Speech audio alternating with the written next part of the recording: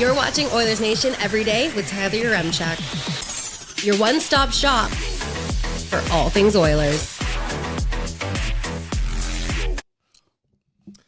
Man, Jeff Skinner scratched after scoring a goal. They would never do something like that to Mattias Janmark. This just in from Bob Stoffer. Mattias Janmark, fourth line this morning at morning skate.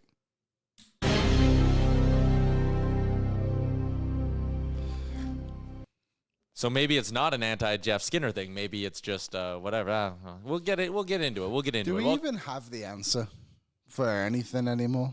No, we don't. Especially if you not just us, just in general. Mm-hmm.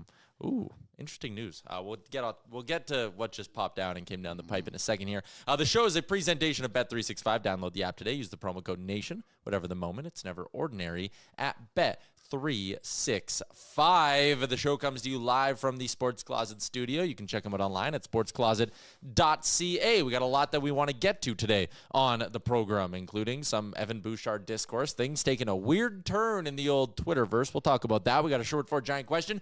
Jeff Marek is going to join the show as well, and we'll do a little what's trending. And actually, let's start with a couple of things that are coming down the pipe. Brandon Saad clears waivers. He's been assigned to AHL Springfield. Not surprising. That is so much term and so much money for a guy that I'm not stunned that no team took a shot on him for free. I thought maybe the one path there could be would be a rebuilding team with some cap space to go, okay, one more year after this one at $4.5 million. You claim him. Let's say you're the Ducks. Let's say you're the Flames even. Claim him, rehabilitate his reputation a little bit, and then dump him next year at the deadline, half retained for a second-round pick if he does well, right? It would have been funny if Columbus picked him up.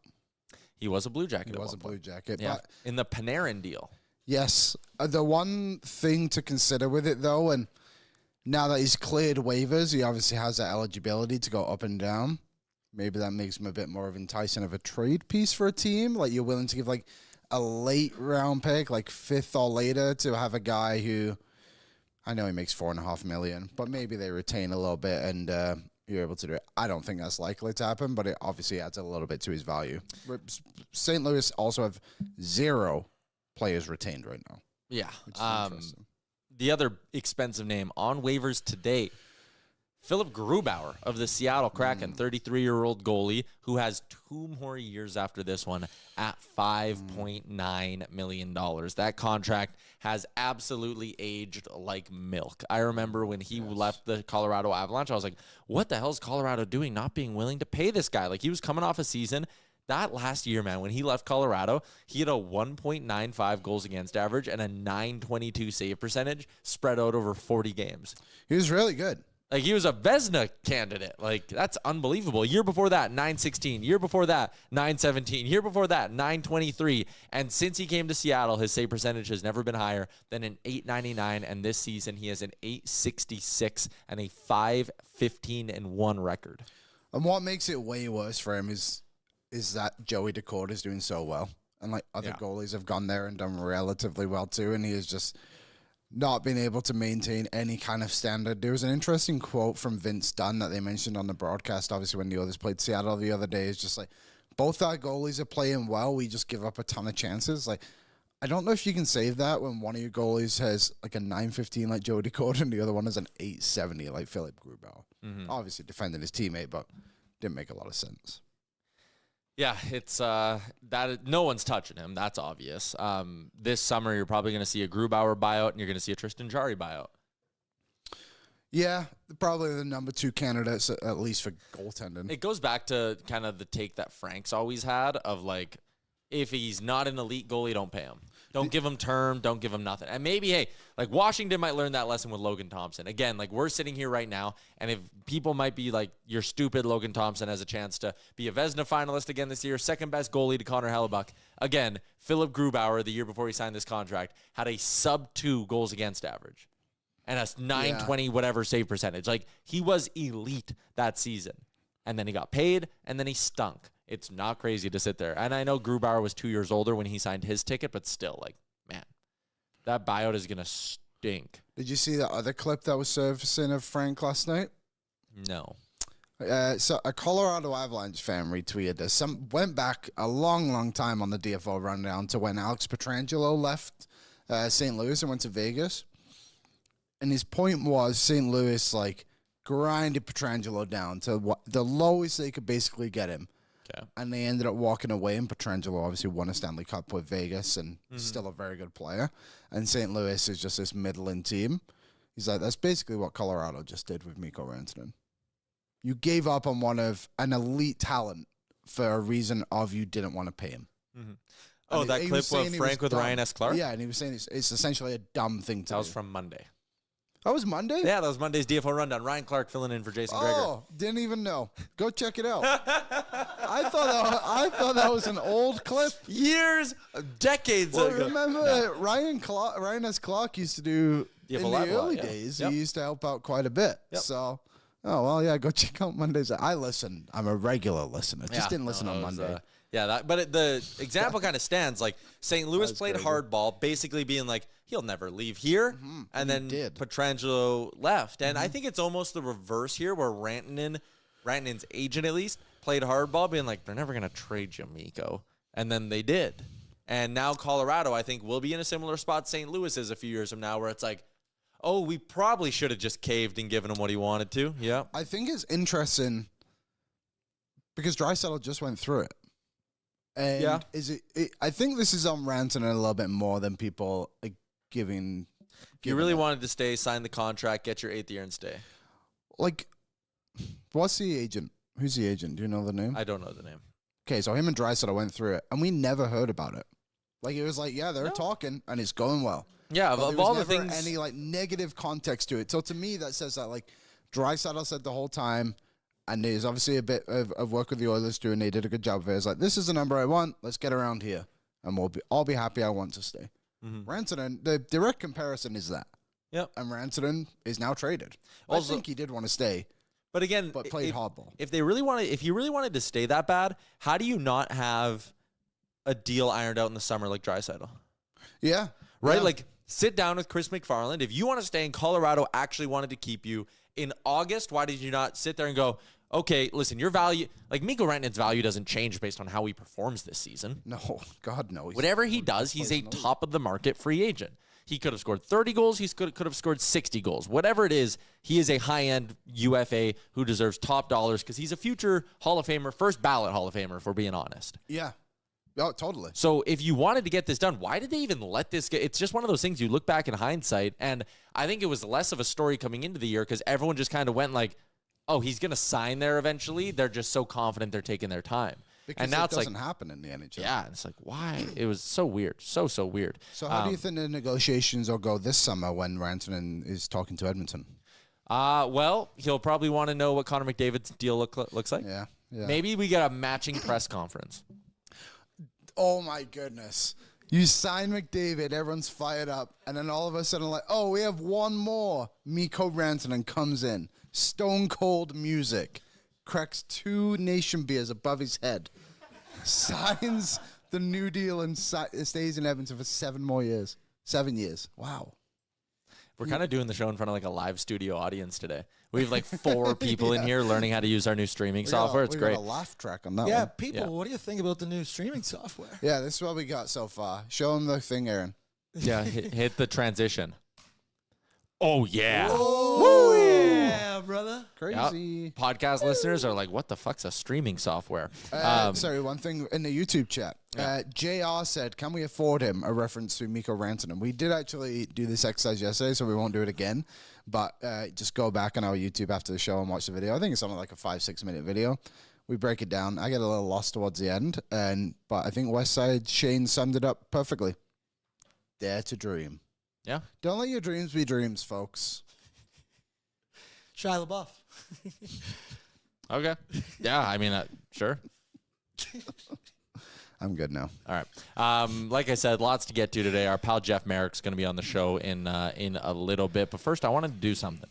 One big take, Liam. It's brought to you by our friends at Service Credit Union. The Service Big Share Contest is back and in full swing, and it's your chance to win $1 million just by saving money. Anyone can enter by becoming a member and saving with Service. Every $500 saved gets you 5 entries into the Service Big Share Contest, and You can get even more entries. You double those entries when you invest in a registered account like a TFSA or an RRSP. You can set up your paycheck for automatic deposit into your service account to earn bonus entries as well. Contest ends April 30th, 2025. Skill test required. For rules, visit service.ca/win. If you won $1 million, what is the first thing you would do?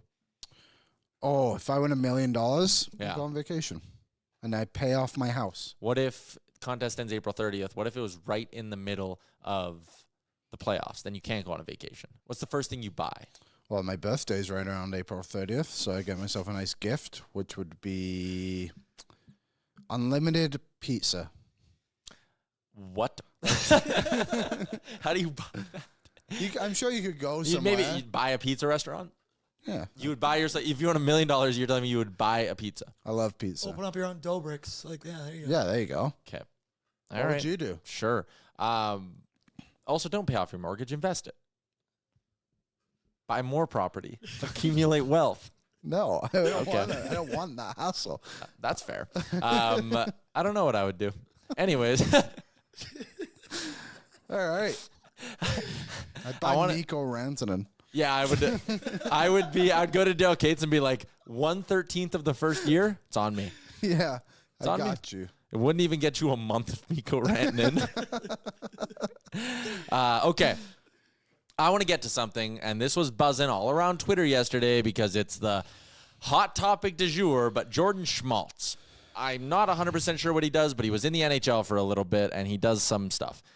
He says, one guy I'd be looking to move potentially at the deadline is pending RFA Evan Bouchard. If I'm Stan Bowman and I see a body work over the next 15-odd games from John Klingberg that warrants PP1 ability, are you okay with maybe getting a solid return on the 25-year-old out of Oakville, Ontario? Something to keep an eye on over the next month. Then he ends it with his People's Insider hang up. If there is an NHL GM who watches 15 games of a guy who just had hip resurfacing surgery and is in his 30s and hasn't played a competitive hockey game in 14, 15 months now, if you see 15 good games from him and move a 25-year-old who's been the most productive playoff defenseman of his generation, Yes, very true. if you trade that guy ahead of the deadline because John Klingberg looks good for 15 games, you should be instantly fired. As soon as the idea is brought up in the room, you should be fired on the spot or put in a serious timeout. One of the two. And again, yeah, like this one is great from Preston Hodgkinson. Like, tap the sign. You don't trade a 25-year-old defenseman who consistently ranks at the top of nearly all defensive metrics and had the best season/playoff by an Oilers defenseman since Paul Coffey last year. Like, the last defenseman to wear an Oilers jersey and do what Evan Bouchard does was Paul Coffey. It's banana lands. Yeah. Even as soon as he hit send on this tweet, Twitter should have deleted his account.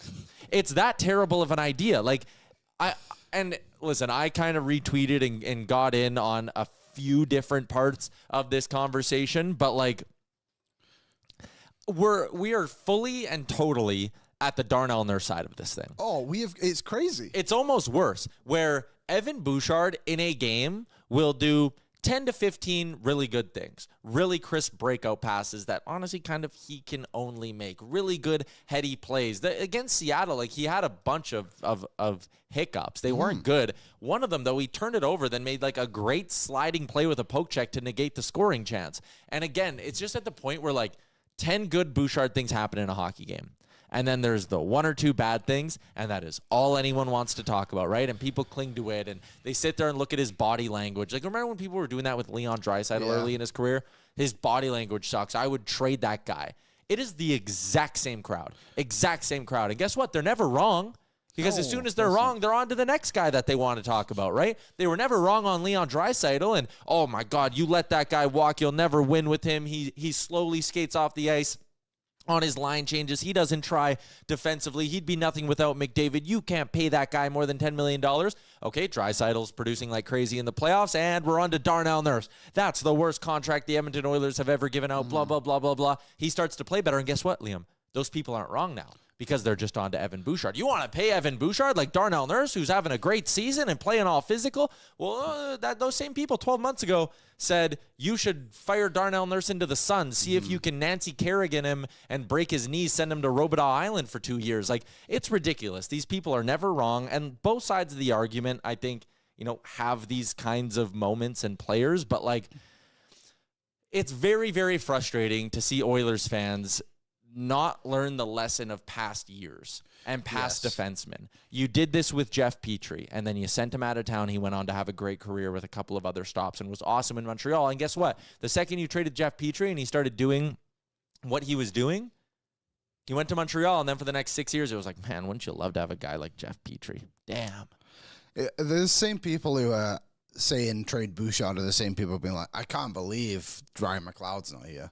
Yeah. Warren Fogel's not here. It's like, we don't need to get that drastic with things. Like, you'll hear it in a little bit. We spoke with Jeff Marek earlier, and he said the Vegas Golden Knights watched Ivan Barbashev 100 times plus before they acquired him. If Stan Bowman, like you said, or any GM, which they are not thinking this, by the way, is saying, 15 games of John Klingberg, that should warrant us trading our best defenseman, best defensive prospect, whatever you want to call him. It's just dumb. It's just really dumb. And the Oilers, and everyone's doing it. I made a poll in the chat. Would you trade Evan Bouchard? 14% of people said yes. 86% of people said, no, I am not stupid. There you go. So, yeah, that pretty much closes that argument. I just don't get it.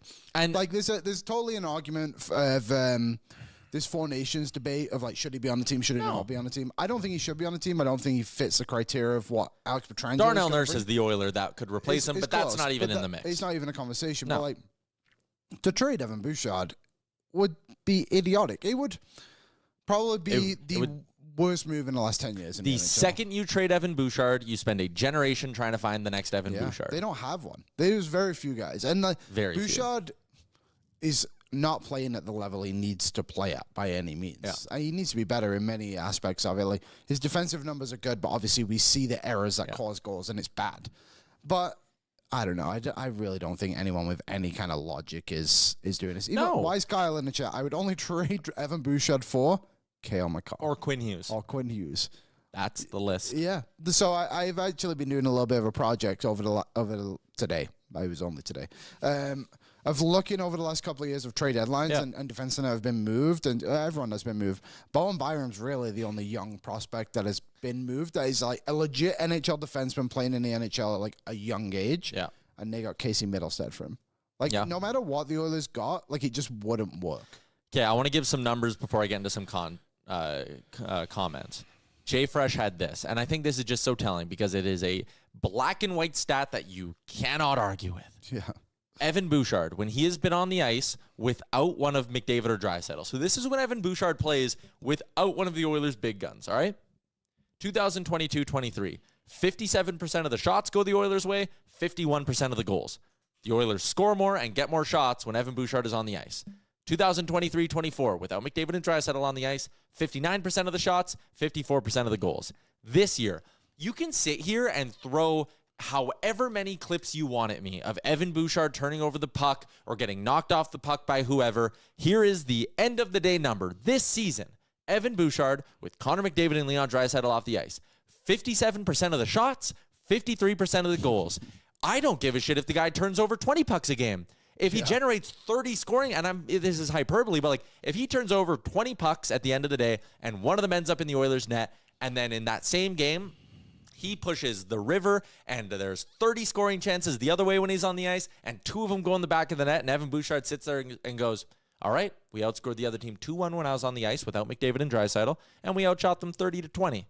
What are we complaining about here? Furthermore, he's in his mid-20s. He's going to get better. We know this about defensemen. It's honestly, like, people have totally fucking lost the plot on this thing. Yeah, it's mind-numbing to hear the takes that you do about Evan Bouchard, and it is the dum-dum who sits behind you at Rogers Place and who watches 60 games a year and doesn't watch anyone outside of Edmonton and doesn't look at anything outside of the game in front of him, watches the game once, won't go back and watch Bouchard shifts or anything, who now just sits there and goes, oh, I thought Bouchard sucks. He doesn't even care. Look at him skate. He doesn't even care. I wish we need a defenseman that cares. So goals for percentage, I think, is a good stat. Yep. At 5-on-5. So Evan Bouchard over defensemen who have played, I think I have it right, 400 minutes of time on ice, which basically is just guys who are mostly in the lineup most nights. Evan Bouchard is 25th amongst defensemen in the NHL. He has a goals for percentage of 57.83. Players he's above: Shea Theodore, Cale Makar. Whoa. And, sorry, not to cut you off, but if you want to get into some really interesting numbers, go look at Cale Makar's numbers when he's not on the ice with Nate McKinnon. It's actually really, it's kind of when those two aren't together. Rasmus Dahlin. I'm trying to find similar players to Bouchard, like other guys down there, Thomas Chabot. But, yeah, Bouchard's awesome. He's really good. And I get it. And I get frustrated, too, when you see the turnover, and it looks like he's not trying. And I think that's just who he is. And it's very frustrating. Just like when Leon Draisaitl takes a dumb, lazy penalty, or when Leon Draisaitl doesn't hustle off the ice for a line change. You sit there and go, man, I wish he wouldn't do that. And then you go, probably going to win the MVP this year. I'll live with it. It's the adage we used last week about, like, you know, when you're dating, you have a supermodel girlfriend, which we both do. We're both so blessed. Yeah. And you find out they're not a great cook. You don't leave them. You just go, well, I'll learn to cook myself. Got to figure that out. Yep. Guess that's a hurdle I have to clear in my own life. Yeah. Evan Bouchard this season, all with McDavid, without McDavid, with Draisaitl, without Draisaitl. When he is on the ice, every 60 minutes of 5-on-5 ice time, the Oilers average 35 shots for, 23 shots against. I don't care if Evan Bouchard throws the puck right up the middle onto a guy's stick and he gets that shot on net, or if it's the result of 2 minutes of cycling and he gets the shot on net. At the end of the day, for every one shot that goes on the Oilers goalie when he's on the ice, there are basically two going back the other way. Yeah. I'll live with it. We'll be fine. We'll all be fine. If they trade him, I'm done. I out. couldn't even imagine what Wrap my up the show. reaction would be. Whatever team he goes to, that's what this show will be named. Yep. This will be Evan Bouchard every day. We'll break down his film for an hour, and I hope you'll all enjoy it. Okay. Let's continue along with the show. I want to get to some comments for our friends at Nation Beer and the all-new Everyday Lager. Shout out to Odd Company Brewing. Love that we're partnered up with them on these beautiful new beers. Crisp, clean lager crafted not just for game day, but for every day. I had family in early in January, and I had one Nation Beer left. And it was the toughest decision ever because my cousin Josh, who watches the show, he was like, the official. Yeah, the ref. He's our rules analyst. I was like, he would really like this can of Nation Beer. But then my uncle Russ from Lethbridge, he got a look at the can and was like, can I have one? Can I bring one back with me? And I had to make a tough call. But luckily for them, they can also go to liquorconnect.com, find a liquor store nearest them to pick one up. Okay, some of your comments. Listen, I think a lot of you guys are agreeing with me again. Christopher Palmer says, mic drop, ham sandwich, great name. Bouch is by far the best puck mover on our defense. And I even saw some people in my Twitter being like, hey, without Ekholm, what would he be like? And there was someone on in the replies who said, without Ekholm, since the start of 2023-24, so the start of last season, his numbers at 5v5 and just over 400 minutes played without Ekholm are just as good as when they're with Ekholm. And I'll even take this a step further. Okay. People talk about how bad would Evan Bouchard be if he didn't have Matthias Ekholm. Matthias Ekholm's boots have slowed down. Matthias Ekholm is not an elite puck mover. If you didn't have a good puck mover with Matthias Ekholm, I think people would view him a lot differently. Well, I think I said that at the start of the season of just like, hey, like these Bouchard mistakes that look like they're all on him or kind of on Ekholm, some of them as well. Like he does avoid criticism and he doesn't deserve it either. Like he's a great defenseman for the Oilers and has been for the last couple of years. He's been here, but like I think that's just an unfair thing to say for both of them because they don't play with anybody else. We don't know what they would be like with other players. And when Bouchard wasn't playing with Ekholm, he was a much younger player. And I think when Ekholm does inevitably leave his team and Bouchard is still on his 8-year deal by $1 million bajillion that I pay him with the winnings I get, I think we'll then truly know what Evan Bouchard is. And I think it'll be still a strong defenseman. Yeah. And listen, I've always said this. Players have bad seasons. That happens sometimes. Guys have bad years. And there could be a multitude of reasons behind it. Here's the other thing. we don't even know if this is a bad season yet for Evan Bouchard. Yeah, we really don't. It's not even the All-Star break or the Four Nations break. We're at the 50-game mark, so it's a really good sample size. And this season, again, I will add, has not been his best. He can be better than he is. But the idea that if he figures out these little mistakes he's making, he's back to being an elite defenseman. He got fucking Norris votes last year. Yeah. I've dropped a lot of F-bombs today, and I apologize because some of you watch the show with your kids, but I'm really fired up. Sorry, kids. Sorry, kids. There's a good comment But here you have to learn the word eventually. And learn how to use it properly. 100%. Yeah. And we'll get into that later. Yeah. But first, back to the chat. Okay. I'm your Huckleberry. That was entertaining. Glad to see the big sigh at the end. Stats don't lie. Bouchard has his annoyances. I think that's a really good way to describe him. Stats are correct, but he pisses you off. Super chat from Oscar Clefbaum, $2.79 to the Ben Stelter Foundation. Keep Bouchard's name out your mouth. I like it. Again, he's got to be better at getting some pucks through and not having them blocked as much. There's decision-making that has to improve. I am not saying he is a perfect defenseman. I'm just saying he is way closer to perfect than bad. And you keep guys like that around. And is he going to cost you 8x8? He might cost you 8x9. And you sign it, and you gulp, and you say, son of a bitch, we had to do it. Even if it's 10, I think he'll make up for it. Yeah, people... we kind of talked about it yesterday with Skinner's contract of just... The money value of players is so different to what it was even 5 years ago, especially with the way the cap is going up.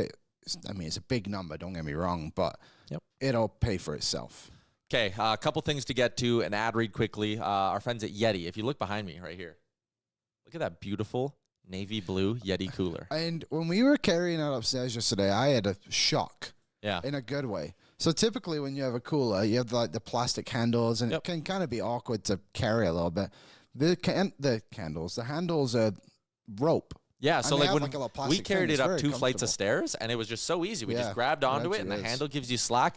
Shout out to our new friends at Yeti, by the way. You guys know I love my Yeti cup. Crave the cold, extend your ice time with hard-hitting gear that's built to honor the toughest sport on earth. Yeti, crave the cold, and built for the wild. They helped us out in Jasper, and we love them. Love them for that. We also have the Yeti downstairs, the Yeti like drink jugs.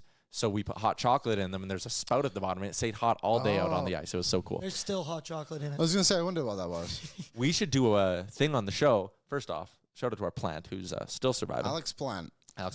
But we should put a bag of ice in the Yeti and see how many shows it stays cold for. Oh, that's a good idea. That'd be fun. That'd be fun. Well, how did the plant get involved in that? I don't know. I just wanted to give a shout out to our plant because I like that. Plant. Okay, Star Mechanical guest line. Let's do this. And when we come back, we got a rumor mill, we got a lineup report, we got what's trending as well. But our friend Jeff Marek on the Star Mechanical guest line, Edmonton's #1 plumbing and heating company. You can find out more about them online at starmechanical.ca. And one of Edmonton's largest locally owned and operated businesses, and they've been doing real good things with plumbing, heating, and 24/7 emergency service for more than 20 years. Always a pleasure to welcome our friend Jeff Marek to the show, our new teammate at Daily Faceoff. You can watch The Sheet every weekday at 1 o'clock Mountain Time right after this show. We do it in the office. We put it up on our big TV, and Liam makes his noodles in our weird apartment studio thing that we have, and we watch The Sheet. But Jeff, it was a big... Sorry. Are you that bored? Can you not do more exciting things like sort out your sock drawer as opposed to just watching me bark out nonsense for an hour every day? There's only so many times you can organize a sock drawer, though, Jeff. Sometimes you just got to turn on the TV and watch. Fair enough, but there's like watch Marek, sort out the sock drawer, 6 of 1, 6 of 1. Hey, great time this weekend. By the way, Liam, I don't know if you know this, but your co-host is kind of a player, right? I've heard the rumors. He's a good, and I talked to him after, like, where'd you play? I'm expecting like, yeah, I played some like tier 2 or something like that, maybe a little bit in June. He's like, no, I just played House League. Guy's a player. I don't know if he's like Liam. I don't know. Tyler, cover your ears. Okay. Liam, I don't know if he's lying to me or what, or if this is like some big con. There's going to be some big reveal at the end. But this is it. TY is a good player, man. He can play. There's a reason they take him and not me. I don't want to embarrass him when we're out there. Let him have his moment in the spotlight. Absolutely. Yeah. It was blushing, a great Tyler. It was a great weekend in Jasper, and one of the big things that happened while we were there was obviously the Mikko Rantanen trade, and then Jeff, you had Canes GM Eric Tulsky on your show earlier this week as well. Do you think this is like, when we look back at this deadline period, is this going to be the one stunner, like the one crazy thing that happens, or do you think we're in for like a pretty wild 5 weeks here? You know, considering what Jim Rutherford just said yesterday, I'm wondering if we get more bombshells from the Vancouver Canucks when it comes to trade deadline as well. But as far as like put it this way, I don't think anyone else is going to move a future Hall of Famer here, and that's what Mikko Rantanen is. But given how things are starting to wiggle free and players are starting to get loose in Vancouver, I mean, I think that's where we're all looking for the big bombs to drop here. Although I do also wonder about the Buffalo Sabres, as always. And I do wonder about Dylan Cousins, whether it's this year's trade deadline or in the offseason. How did Carolina do this? It just seems like back-to-back years they've been able to get top elite players, obviously Gensel last year, now this year with Rantanen, and without giving up like a ton of assets to go along with it. It's interesting. I mean, well, first of all, the one thing that we haven't really mentioned too is this is a risky move. Like this is a risky move by the Carolina Hurricanes. Like there's still no guarantees that Rantanen is going to sign long term here with Carolina. So there is some risk that they absorb. But to the point about, how did they do this? The thing about the Carolina Hurricanes that I think everybody in hockey needs to understand, and probably should by now, that whenever there's a big name out there, Carolina, by order of Tom Dundon, is on it and trying to get that player.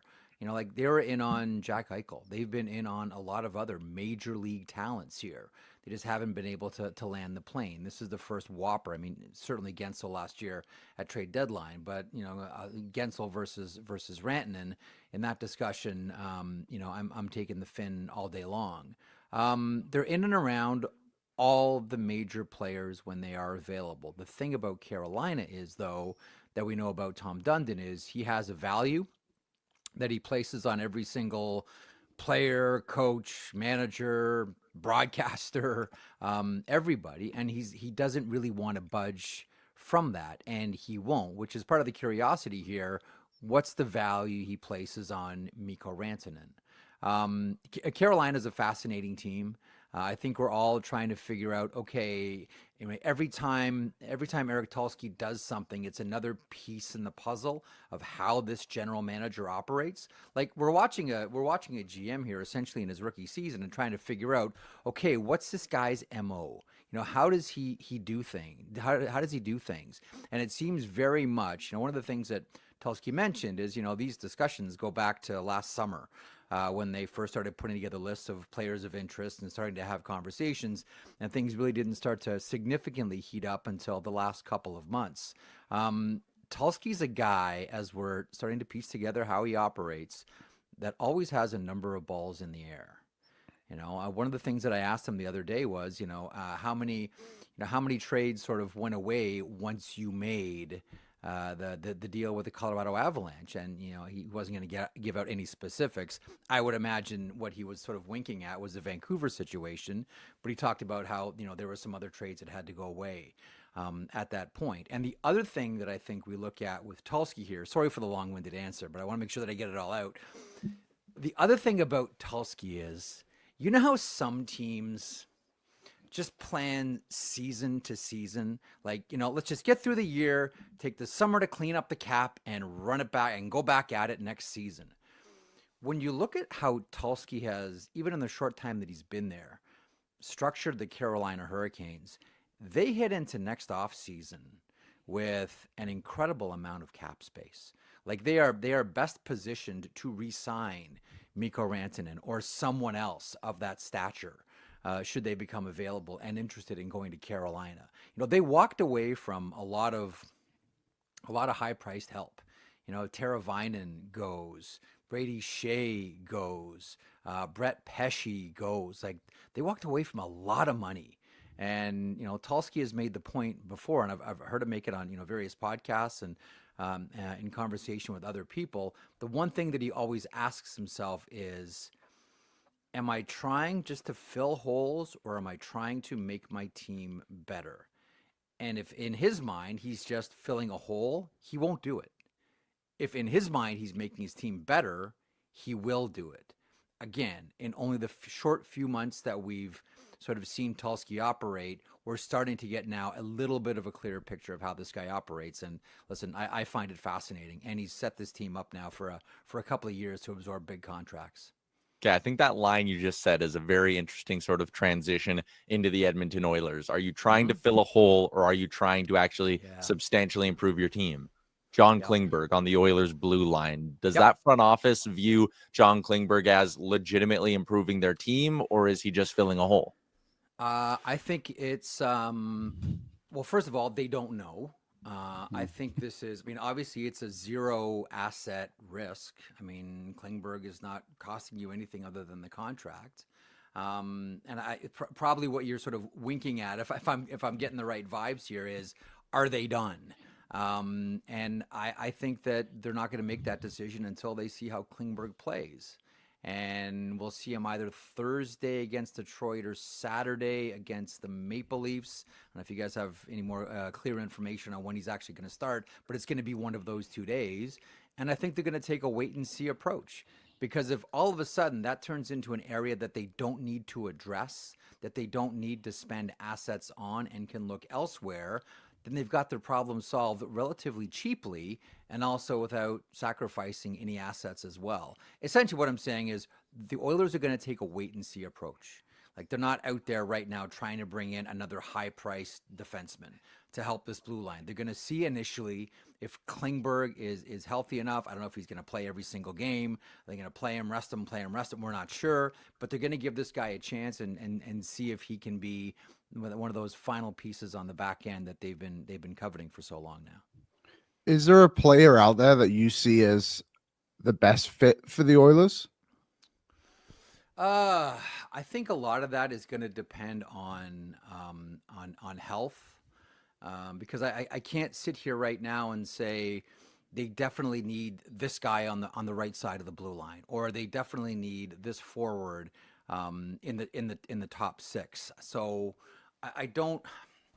And I'm not trying to evade the question. I just don't want to be frivolous with an answer, Liam, and say like, oh yeah, absolutely, they need this player and they need to go and get him right now. I think the Oilers still, even as trade deadline approaches, are still having a wait and see approach and seeing how much they can get done internally and how much health is a factor leading in the trade deadline.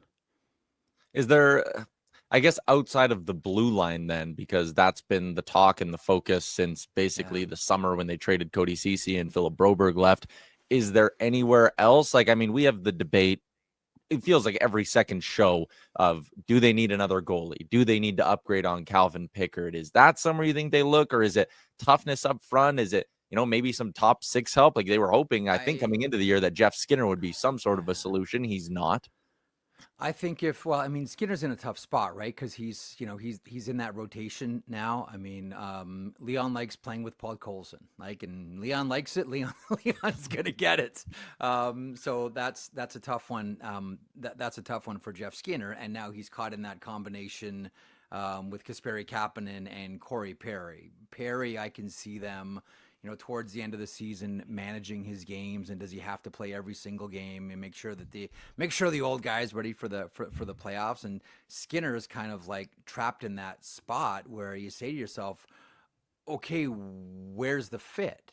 And I get it. Like, listen, 97 comes back against Seattle, like someone's going out and it's going to be Jeff Skinner, but he's coming off a game where he scored against his old team, and it's a real tough spot if you're Jeff Skinner, because just by way of fit, there doesn't seem to be one at all with this Oilers team. The toughness issue is an interesting one. I have often wondered about that one.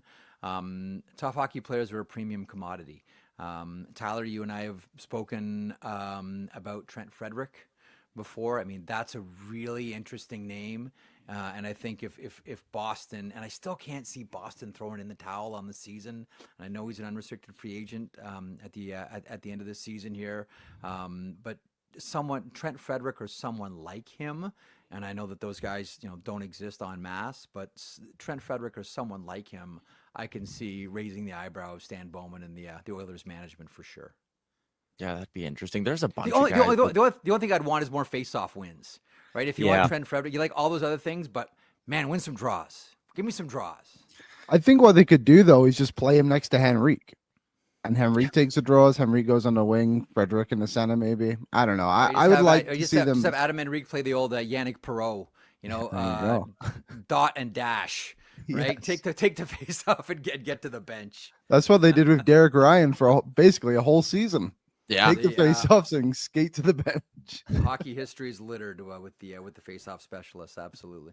There is no team I want to blow it up more than the Boston Bruins. Like, there's a lot of pieces on there that I look at. I'm like, you'd be a great Oiler, and you'd be a great Oiler. Like, we talked about Frederick. I like Brazeau down lower in their lineup. And, like, we keep talking about, like, okay, there's no rental defenseman that I think it makes sense for the Oilers to give up a first-round pick for. But if you can find that Ekholm-style fit where it costs you a first plus and maybe even a plus on top of that, like I'd take the shot because you can get term with it. Like, I'd want multiple runs with the player. I've talked about Mike Matheson, and then in Boston, like, my dream scenario, they have so much money on their blue line. If they want to do something dumb and trade like a Brandon Carlo, that would be like that Ekholm style move where it's like, I would give pretty much anything in the system and whatever first round picks they want. Like, to me, the only way the Oilers are doing the first round pick plus, which they've done the last two deadlines, Henrique for a first, Ekholm for a first. I'm only doing that if I can get a guy with term on him. Like, I want multiple runs with a good right shot defenseman.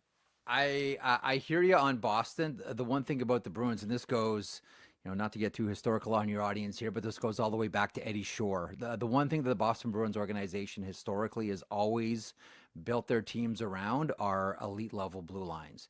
You go through the Bobby Orr and the Brad Park, and I still maintain if, we had modern surgery in the late 70s like we do now, Gord Kluzak, we'd be talking about a lot more than we do. Ray Borg, Zdeno Chara, Charlie McAvoy, Hampus Lindholm. They've always tried to do it with a high-end back end. The interesting thing, too, I just mentioned Hampus Lindholm a second ago. I don't think that Boston wants to do anything until they see what they can do with a healthy Hampus Lindholm. Like, to me, that guy is such a, and I don't want to say he's a secret weapon because everybody knows how good Hampus Lindholm is, but this team, again, there are just some players where you're profoundly different with or without them, and Boston's a really different team without Hampus Lindholm in the lineup.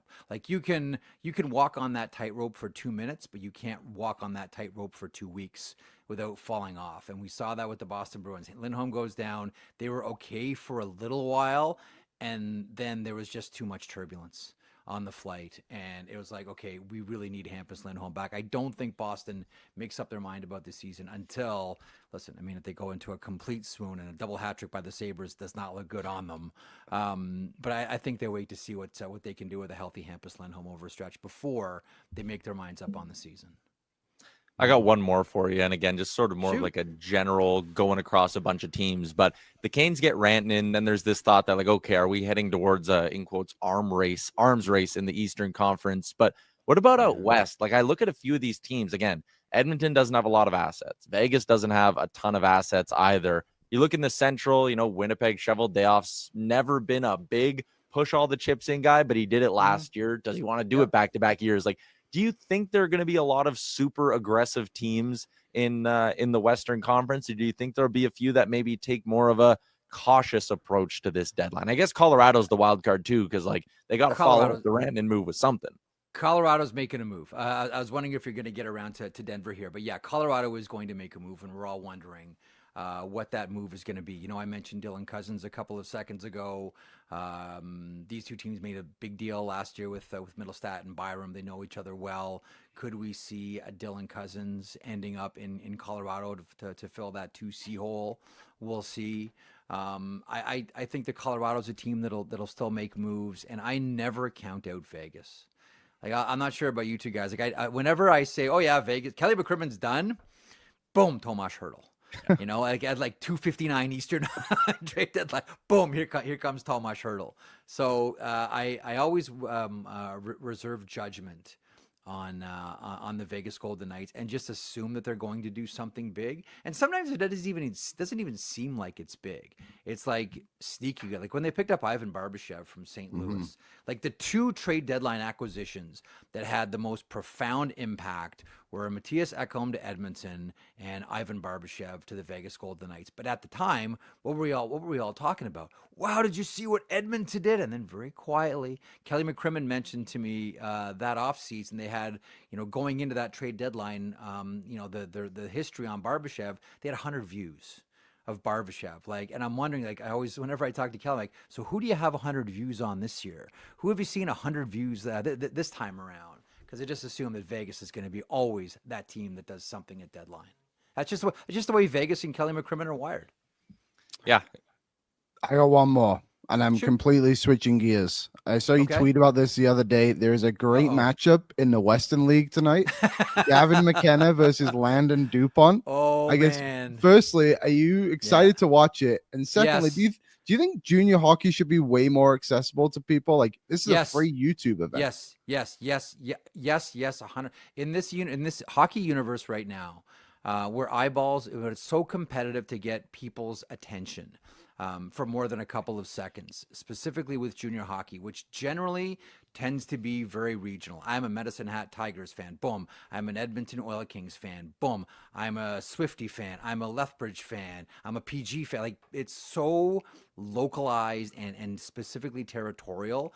When you have players that jump off the page, and we saw this with Connor Bedard when he played in Regina. Remember the sellout tour? Yeah. Remember the sellout tour that Connor Bedard went on, and every building he went to, he sold out. And, if you're Colin Priestner, the general manager of the Saskatoon Blades, on the one hand, you're like, oh, we got Regina in the first round. Then on the other hand, your accountant is saying, yeah, we got Regina in the first round. This is fantastic. It's going to be packed buildings. So when you have the McKennas and you have the DuPonts, you're looking at the first pick in 26 and the first pick in 27. I know a lot of your viewers and listeners will have already seen Gavin McKenna. If they haven't seen seen DuPont, though, you so gotta good. right. It's like you look at him and you kind of say, I wonder what it would look like if Connor Bedard were a defenseman. Kind of like how some of us looked at Cale Makar and go, I wonder what it would look like if Connor McDavid were a defenseman. That's what you're getting in Landon Dupont. This guy is so special. So, yeah, I'm very much looking forward to this one. And great question about accessibility. I think all three CHL leagues need to make their product more accessible than ever. And the good thing is, listen, there's 3 new commissioners, right? There's 3 new commissioners, and I think that they have, and this isn't going to be a slight against, Ron, Dave, and Gilles, but they have more of a stronger marketing background and a stronger grasp of the tastes of today's young hockey fan. And I think you're starting to see it reflected in things like this. I'm glad you brought that up, Liam. That was good. The thing I can't wait for, the year Landon Dupont played in the Brick tournament, I did play-by-play for that tournament, and he scored this. He scored this overtime winner that was like an end-to-end rush, and it was just beautiful. And I cannot wait for his first after hours when they undoubtedly play that clip. I'll be like, yes, that will be my moment of fame. We'll be like, I called that goal. It was Yaremchuk's on Hockey Night in Canada. His call's on Hockey Night. He's made it. I knew I'd get there. One time Landon Dupont came to a Sherwood Park Crusaders camp in the summer. It was a U15 camp, and he was younger than everyone. We had some great players there. Daxon Rudolph, who was the first overall pick in the Western League. Jack Kitchkowski's on the Central Scouting list. And I had to do the exit interview with Landon Dupont. Oh, yeah. And he was he would have been 12, 13, somewhere like that. And I remember saying to him, what'd you say? I didn't say anything. I said, there is nothing I can tell you that will help you right now. Just you keep doing what you're doing and you'll be all right. And here we are. My words of advice have clearly worked. Yeah, sometimes I'm like that too. It's like, hey, can you offer these kids some advice? The best thing I could do for these kids is to get out of their way. They don't need to hear from me. They don't need any advice from me. The smartest thing I could do is just move out of the way and let them go play. They don't need to hear from me. Jeff, as always, appreciate your time. Thanks for doing this. We'll do it a few more times before the deadline. Yeah, of course. Yeah, anytime you want. Thanks, boys. Ready. Oh, we're back. That was fun. Live interview. Thanks, Jeff. Okay. See you So next time, I Jeff. got beef with you over in the YouTube chat. Oh, the camera turned off. we're back. First off, we have a super chat from Kenworth Kelly. Shout out to Kenworth Kelly. Dropped in $6.99 to the Ben Stelter Fund and said, Liam, I can hook you up with the best pizza you've ever had, but you need to come to Cape Breton to enjoy it. Okay. Sounds like a good deal. If I'm ever out there. Why not? If you're ever in Cape Breton, home of the former Cape Breton Oilers. They have a Q team still, I think. Yeah, the Cape Breton Screaming Eagles. Is that it? John Yeah. Goins, I think, used to coach them. Great logo. Yeah, Now that that's you a say good the logo. full name. Great logo. Okay. I want to talk to the people who are complaining about the Jeff Marek interview not being live. I don't get it. I honestly don't get it either because there's a part of me that's kind of like, what's the difference? But regardless, we're back live now. Nope. Yeah, no, this is all, the whole show is pre-recorded. No, we read Kenworth Kelly's thing. My thing is, I love you guys in the live. You get a lot of great things. I read your comments. We have this great personal relationship, right? Yeah, yeah. Like Reese, our intern, even said, he's like, how do you know so much about all the people in the chat? It's like, because we love them as the TV behind me turns off. You get great things like that. There are 520 of you watching right now on the YouTube. They are. And thank you very much. And we love you guys. And we were talking about this the other day. It's pretty crazy that there are like 500 to 600 people every day who are like, man, it's lunchtime. I'm going to turn on Oilersnation every day. It means a lot to me. You're also like, that is 10% of our viewership, maybe even a little less. There are a lot of people who will appreciate the Jeff Marek thing being in the podcast and there to watch later on YouTube. Like there's a couple thousand people who will go watch the show after on YouTube. There's a bunch of thousands of people who will download the show as a podcast every day. So, you know, we love you guys on the YouTube. We do a lot. But we also need to show some love to the podcast people sometimes. Christopher Palmer said, people want to interact live with the guest. I get it. Yeah. But we and don't 99% of our guests are live. Tomorrow, Devin Dubnik's going to be live. Devin Dubnik. The Devin Dubnik. He's going to be live on the show probably. We have a really bad history of pre-promoting our guests. Jason Demers hasn't texted me, but he's probably going to be on Friday. We read your text to JD sometimes. He actually reads the chat.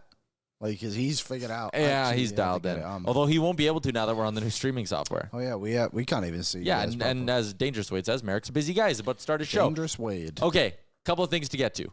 You did some research, and it's a Sherwood Ford Giant question. We're doing my evaluate the value. Because now there's like 10 minutes left in the show. Okay, well, we can do it. Do you want to save it tomorrow or do you want to do it now? We can do it now. Yeah, let's do it now. For our friends at Sherwood Ford, the Giant Nation Valet Service. That's what I need to tell the people about. They will come pick up your vehicle, drive it to the dealership, do any sort of routine maintenance that's needed, then drive it back to you. It is honestly one of the best services a dealership can offer, and it's available with our friends at Sherwood Ford, the Giant, right in the heart of Sherwood Park. What assets do you think the Oilers will trade at the trade deadline? Liam, I'll go first, and you're going to tell me what you think are sort of some comparables, I think, of what you think the Oilers can get. This year, the Edmonton Oilers have a second and a third round pick. They do not have a fourth. They don't have a first, a fourth, or a fifth. Next year, they have all their draft picks. Yes. My prediction is the Oilers will trade their second round pick in this year's draft and their third and fourth round picks in next year's draft and a B-level prospect. I think there will be 4 assets that go out the door. They will not be a first-round pick. It will not be Boakey. It will not be Matt Savoy, but it will be some prospect listed below them, the second this year and the third and fourth next year. Liam, give me some comparable trades and tell me what kind of players usually go in that range. So that's kind of like your middling guys. Okay. Like guys who can be top 4 defensemen and guys who you'll play on your second and third line. So, for example, last year, a lot of you probably remember Tyler Toffoli. Second round pick. Alex Wenberg, more of a third liner, but you can push into your top 6 as well if you need to. Another second round pick. Like a lot of these scoring wingers, even a guy like Tarasenko is only a third round pick. And I know that deal's a bit different because he only wanted to play in Florida, but there seems to be this idea when trade deadline comes around, you have to give up your first round pick to get anyone good, and you have to give up your best prospect. I would argue you don't have to give up anything to get anybody. Carolina Hurricanes. So last season their deal with, obviously we just saw the Mikko Rantanen one. Let me find the Jake Gensel one here. Was, how do you spell it? Jake Gensel. Gensel was a conditional second rounder. Here we go. So they got Gensel, who is obviously a first line forward. Yeah. They also got Ty Smith in the deal, which is, they got 25% retained on the contract, which was $6 million. They got Michael Bunting, who is a middle 6 forward. Yep. And they got 3 mid prospects, I called them. A conditional first and a 5th round pick, which is also conditional. So if you're getting like an elite guy, then that's kind of what you're looking at. But Carolina, like you said, didn't have to give too much. The Tyler Toffoli trade, for exact, was 50% retained, a second round pick, and a third round pick. There was another good example, too. Wenberg, like I said, second round pick, 4th round pick. And Tyler Toffoli's a good player. He's a great player. Good top 6 scoring winger. Anthony Mantha, 50% retained, second round pick, fourth round pick. And I think people will look back on the Adam Henrique deal last year and be like, well, why did the Oilers give up a first? Well, the Oilers, you have to remember, got 50% retained on both him and Sam Carrick, and then also another 25% retained on Henrique as well. Yeah. So and they basically didn't pay those guys much at all. Yeah. So the value of the first round pick wasn't necessarily Henrique for a first. It was the fact they got Sam Carrick as well. And I know in hindsight, maybe that was a slight overpay when you look back at the usage of Sam Carrick. But in the moment, like, the Oilers needed both of those guys. Derek Ryan just outplayed Sam Carrick. You wanted the insurance for Derek Ryan. And it made a lot of sense. So even guys like, I think Jack Roslovic is someone similar the Oilers could look at this season. So Roslovic was traded. He has a $4 million cap hit to the New York Rangers last season for a fourth round pick. Is that not Jason Dickinson? Someone like that, you know what I mean? I was trying to find a good comparison for someone like Trent Frederick. There isn't too many 26-year-old pending UFAs that are traded in the last couple of years. If you're just looking at that middle guy, Wenberg again, Toffoli, second-round pick, Barbashev was probably the closest. I think Barbashev is a little bit better, and Vegas traded Zach Dean, who was a former late first-round pick for them. So maybe that's your Boakey. But I also don't think the Oilers would do that because Dean's value had fallen a little bit more, but yeah. But similar, though. Yeah. Guy in the World Junior team. I think Dean played on the World Junior team. So maybe that's what you're looking at for a Frederick, for example. Is there anyone else you're curious about, kind of position? Defenseman is one the Oilers are obviously looking for. Yeah, like you can get a 6-7 for a fourth. We know that because of the Troy Stetcher deal. But like, I don't know. Colin Miller last year was traded to Winnipeg. For a third? Fourth. Okay. 1.85. Andrew Peak was traded for... who is considered a top 6 defenseman, younger guy, $2.75 million to Boston. Jakob Zobril, who is a depth defenseman, but had a little bit of cap on him, and a third-round pick.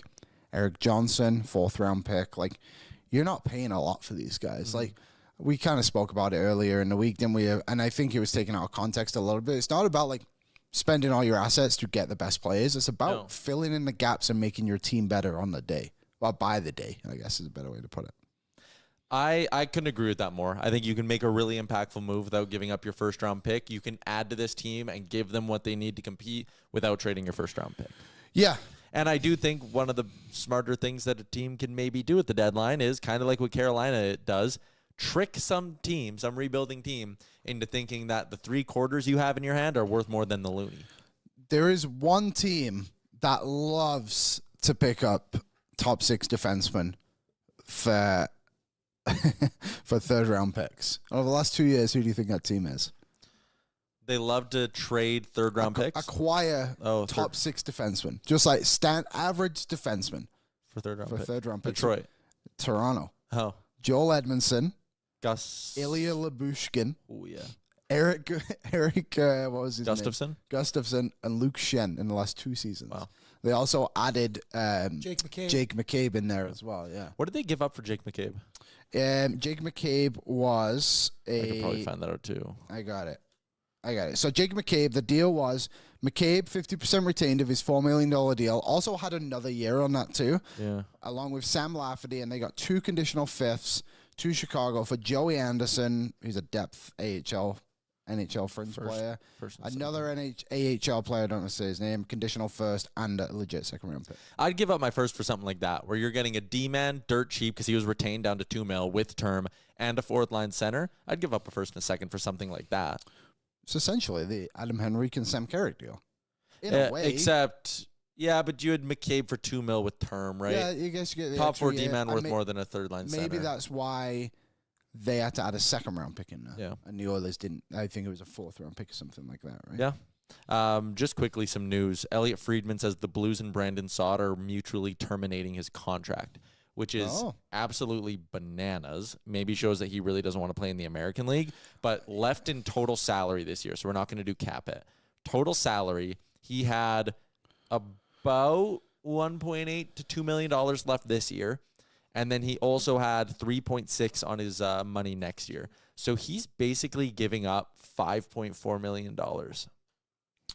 What's his career earnings, I guess, is a good question. So he's 32 years old, and his career earnings are, I don't even know where you could see that.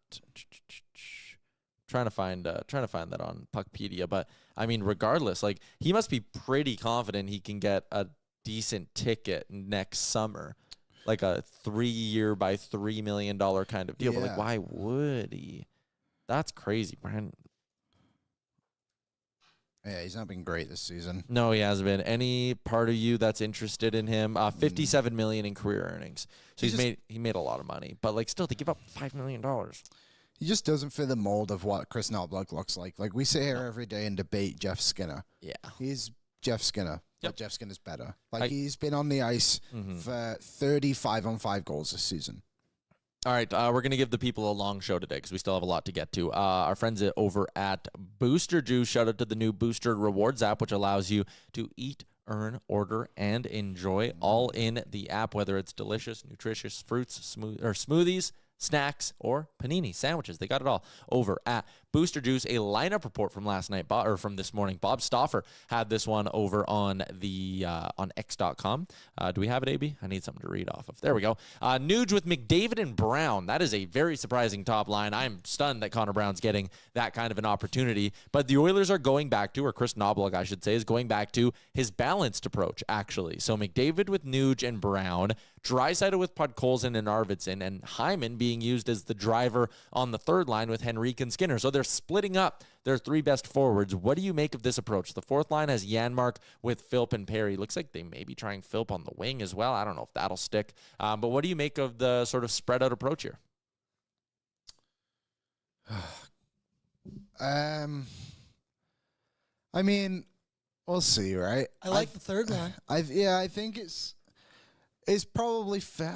The Hyman on the third line thing, I don't understand. Like, he's not that player, but that trio did do okay the couple of games they played together. What team was it that Henrique had? Was it Anaheim? Henrique had a pair of goals against?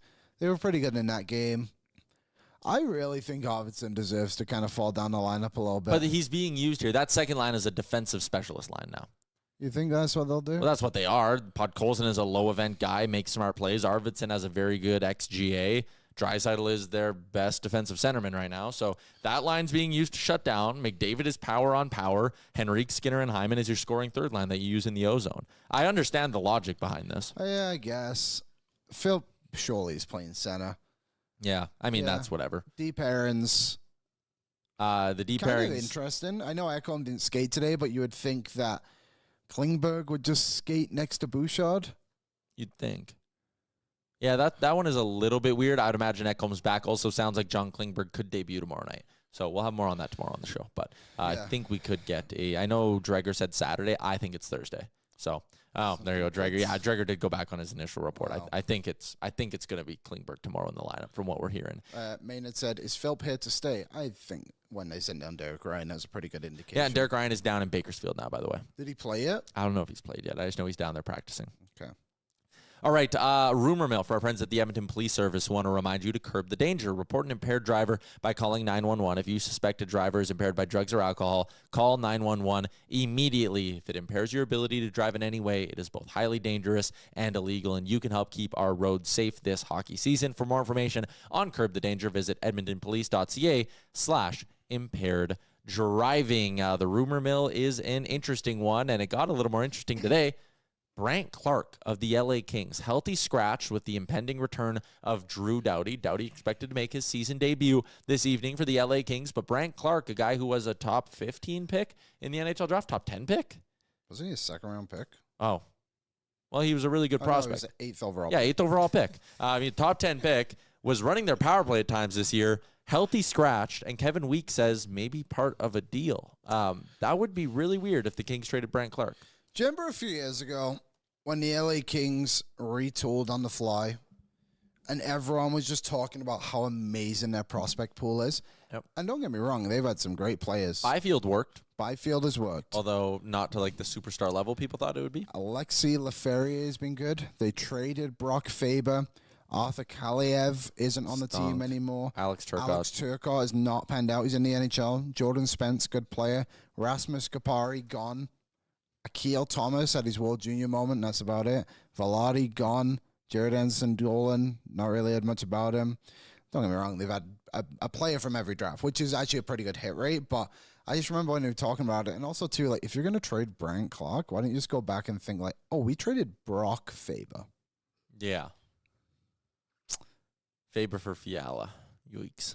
Fiala's been good, but yikes. Yeah, like, I don't know. I think finding defensemen is way harder than finding forwards, which is why you shouldn't trade Evan Bouchard either. But yeah, whoever gets Brant Clark is, again, a great player. Mm-hmm.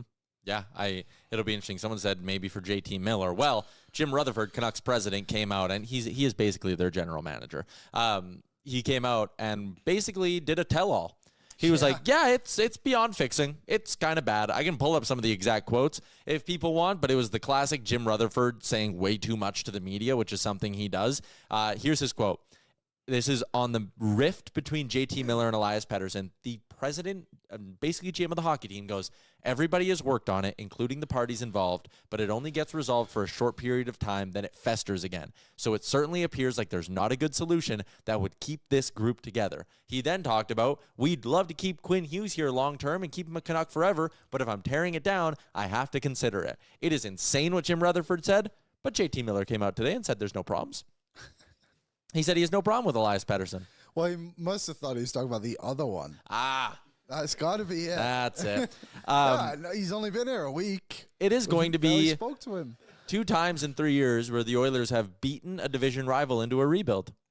I know, and I love the Vancouver one way more than I love the Calgary one. Because Calgary, it was kind of obvious they were obviously a really good team, 300-point players, all that kind of stuff, but there wasn't a lot behind them. I feel like this Vancouver team, all they had to do was add a couple more pieces, and they were legit Pacific Division contenders. And they just made so many dumb almost too aggressive, you could say. Well, I feel like they just fell in love with way too many average players. Like they gave Danton Heinen 2.2, they gave Dakota Joshua 3.2. I know he's been hurt or he's been out of the lineup. On the blue line, Carson Soucy 3.2. I didn't hate that at the time, but you give Tyler Myers another 3, you give Vinny Desharnais 2, you give Derek Forbert 1.5, and it's like you let Zadorov go, and you could have kept him for that collection of guys who were bottom pair 7th defensemen. Yeah, they've not done a great job after last season. They have fallen off big time, and I really do wonder about the future of Quinn Hughes. He still has 3 more years left, including this one, so. 2 more after this one, yeah. Yeah, I don't. Then he's a UFA. What point do you get to? If you trade Miller or Pettersson or both, or Besser. Besser's good as gone. It's kind of crazy. Yeah, I really do wonder how much they could get for him. And I would trade him if I was them. And I know we just kind of went on a conversation about Bouchard. I think it's just very 2 different situations of if you're really getting rid of all those guys, really depending on what you get, if you get back Cousins and Byram, for example, then yeah, sure, you got some things to work with there, but I don't think those trades happen. No, if I had to build up because New Jersey's the obvious one. Could he go play with his brothers, right? Yeah, that is the obvious. So if you're New Jersey, I would have no problem going because again, Quinn Hughes could win the Hart Trophy this year. I would have Hamilton in the deal. I would have Nemec in the deal, so then at least Vancouver could say we got 1 for now and a young guy that's coming.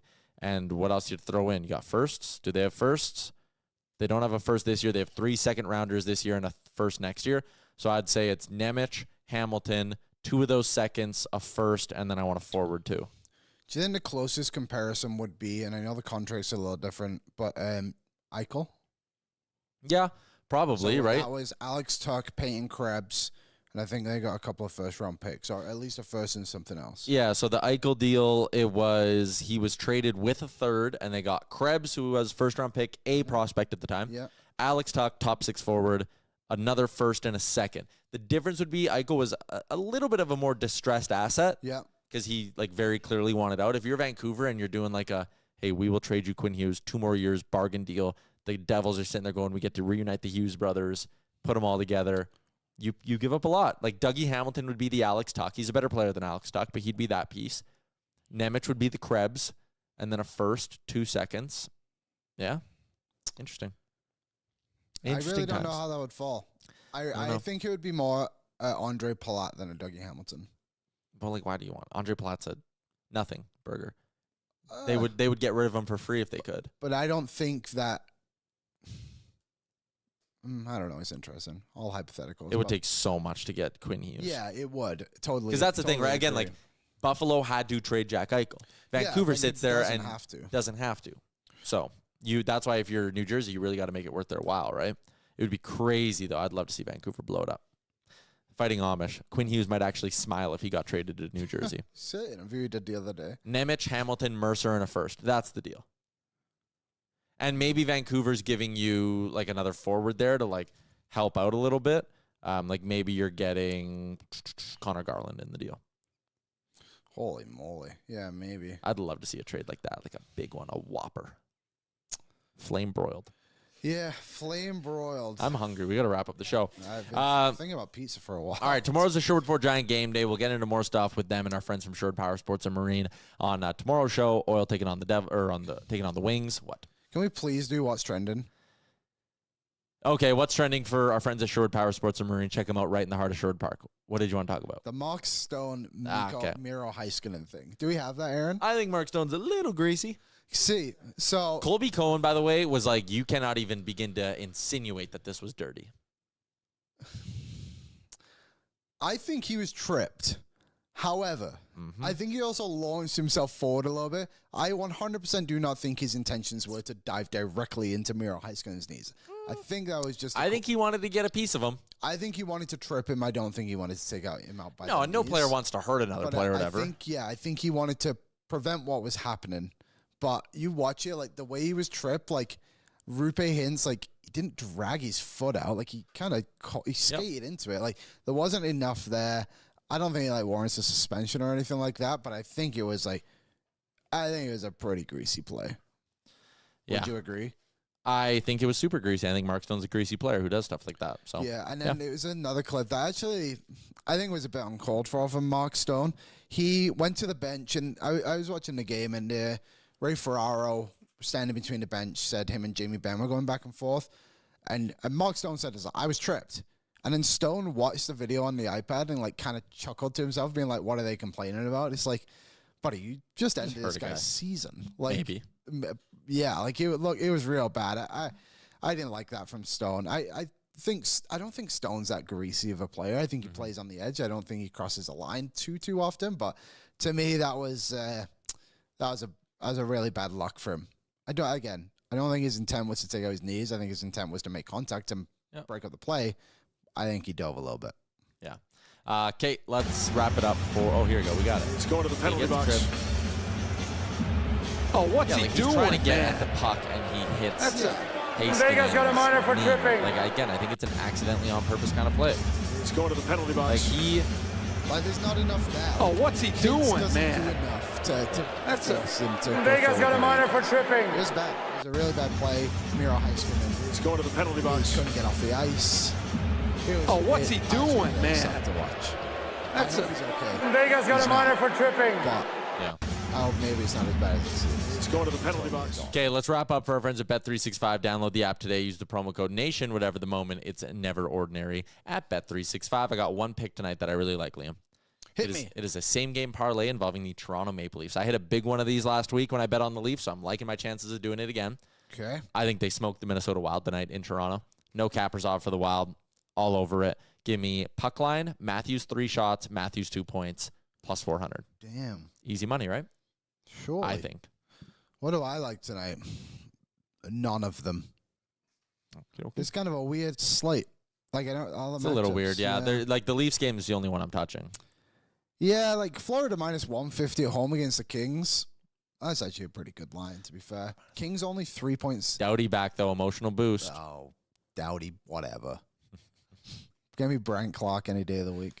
Do you know the Kings are only 3 points in a playoff spot by 3 points? They have, dude, them and Vegas have both just had the bottoms taken out. Do you remember when people were saying the Kings were a Stanley Cup favorite? And we were like, hey, maybe they'll just wait because they do this every season. Yep. Yeah. They do have a lot of games in hand. They've only played 47. Vancouver and Calgary have played 49. Colorado, there you go. But, yeah. Kings, for odds? Absolutely. There we go. That'll do. That was weird. Are they just rotating? Yeah, I think Oh, so. right on. Yeah. The Kings in their last 10, 4-5-1. The Golden Knights in their last 10, 3-5-2. Oilers 7-3-0. Wyatt Johnson hat-trick last night against Vegas. They were winning 3-0. Yeah. Wyatt Johnson, the first player in Dallas Stars history to ever score a hat-trick that included a shorthanded goal and the overtime winner. Wow. There you go. Facts with Liam. Not OE says those transactions are sick. Thank you. More to come. More to come. Allegedly. We're up in the show. Okay. Let's wrap things up. Long edition of the show. Shout out to our guy, Jeff Marek, for popping on and giving us some good info ahead of the trade deadline tomorrow. Sherwood Ford Giant Game Day edition of the program. We should have our boy, Devin Dubnyk, pop by. So we're going to talk a little Oilers goaltending with him. I kind of want to ask him if I get bold enough. I want to be like, how do you feel about the goalie coach? Hey, let's just ask him. People want to know. People want to know. That's all people want to know. Maybe we can ask him not directly, like, Yeah.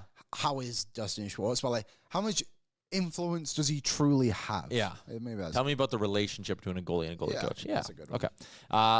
That is a wrap. Thank you, everybody in the YouTube chat. You were tremendous. We'll be back once again tomorrow. Like I said, game day edition of the program. Enjoy your Wednesday, and we'll chat with you tomorrow, noon Mountain Time. Oil up. Ask him about those old Epcot.